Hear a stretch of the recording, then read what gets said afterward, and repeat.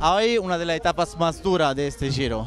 ¿Cómo estás? Yo creo que muy bien y hoy es una jornada troppo empeñativa y esperamos hacerlo muy bien y a ver si tenemos suerte para el día de hoy.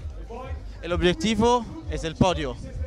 Sí, pero bueno, ayer se demostró que Aru es el más fuerte y esperamos que hoy, bueno, yo creo que es una etapa también complicada y esperamos que las fuerzas nos acompañen. ¿Cómo cree correr hoy? ¿Defendiendo, atacando? ¿Cómo cree que la etapa se andrá? Bueno, yo creo que vamos a tratar de estar ahí, ver un poco la situación y yo creo que siempre hay que atacar.